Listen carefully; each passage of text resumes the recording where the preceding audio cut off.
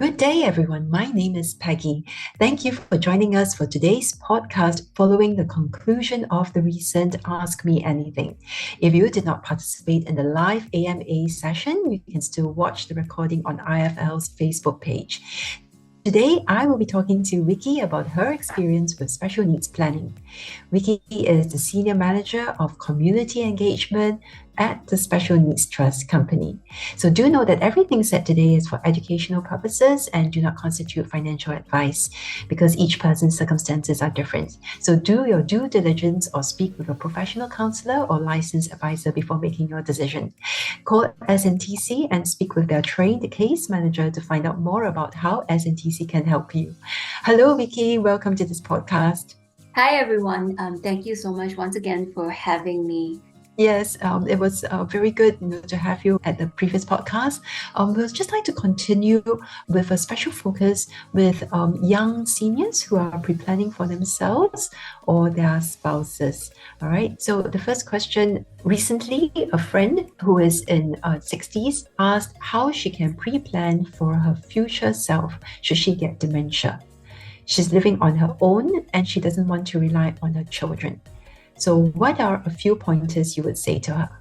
Right. So I would say, for example, right, progress certainly of modern medical technology has indeed extended human life expectancy. In fact, from an average of 63 years to now 70, in the 70s to now around 80. So if you are a male. So it is expected that the increased number of elderly population would be spending at least 10 years in their later life with disabilities, chronic diseases, and in fact also degenerative medical conditions like dementia. So in fact, as a caregiver myself, I feel that dementia is one of the most distressing and also devastating diseases for both family and the elderly. Okay, so therefore at this stage, I would advise that LPAs are important in preparing for the life latest stage. So what is LPA? It's essentially a legal document which allows a person at least 21 years old and above to voluntarily appoint one or more person to make decision to act on his or her behalf if he or she loses the mental capacity one day.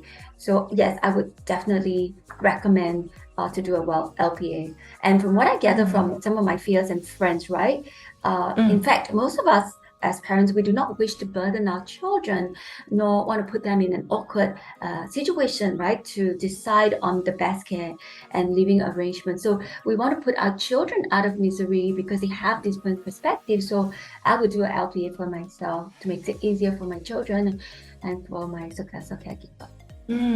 Right. So this important document, so signing an LPA will allow you to appoint trusted donees to make choices on your behalf, right?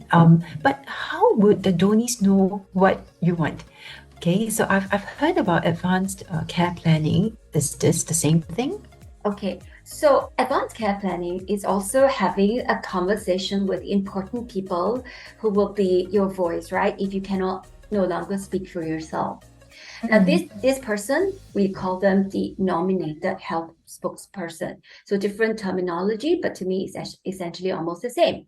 Whereas LPA requires you to choose your donee. So if you're making LPA, or what we call the lasting power of attorney, you should consider making your nominated health spokesperson and the nominee one and the same, because this makes it easier for them to care for you and to handle your affair in the event that you lose your mental capacity. So who is the best choice, right? Who's the best choice as your donee and as your NHS? Okay, in short, I would say when the person is making the LPA, the safeguard is to find someone competent and someone you can trust, right? Pick someone you trust, you feel comfortable with, sharing your wishes and your concerns with. And of course, the best person to talk with is really your family, in some instances, your trusted friend. And so they will know to make the best decision for you when you're no longer able to make one yourself. I see. Thanks for those pointers. We'll move on to question 3. Someone asked, I transitioned my mum into a nursing home last year. It was not an easy process, and there are also issues with vacancies. Where can one get help? So nursing home, I would say, can be both a public and private, right? So public nursing home are indeed filling up fast. And I would definitely say that just a call the other day, I found out that bed crunch is definitely here to stay, given also the aging population of Singapore. So Medicare social worker can also facilitate the application for nursing home, which comes under the purview of AIC. So AIC really is the organization for you to contact for help. But not all of us require institutional care, right? Such as the nursing home. So if you are seeking treatment at a hospital or polyclinic, you can often approach a medical social worker for interim measures, such as day activity center or having a home care team visit with you at your premise, right? So, but of course, there's less of a bed crunch at the private nursing home. But do contact AIC for the number of vacancy. There would be a better place. Okay. All right, AIC, got that. Okay, so next question. Straits Times published an article about abandonment. In some cases, these seniors with dementia have financial assets. And how has SNTC been able to help in these cases? So yes, SNTC, we've been working with the nursing home, which is managed, as I said, under the AIC. So sometimes they approach us and we will assist them by finding a pro bono deputy and also perhaps even a professional deputy to unlock the assets of this senior if they don't have next of kin or unwilling next of kin. And then we will proceed to help them set up the trust. So that's one way that we have been providing our assistance. Thanks for those insights. I also wondered, what happens to those elderly who do not have mental capacity? What happens to them? Yeah. So for the final question, do you have any final comments to share with our listeners? Right. Let's see. Again, I just want to throw in a personal example because my dad, like he's 85 years old, right? His mental faculty, I would say, are all intact, but he now has some sort of trouble walking unassisted. But even then, right? Even though he always complains that his legs hurt and he had a couple of falls, but he still insists on walking, without our help. He insists that. He worries that he might lose his ability to walk altogether if he uses wheelchair or our help. See, when I look at him, I think this is about aging.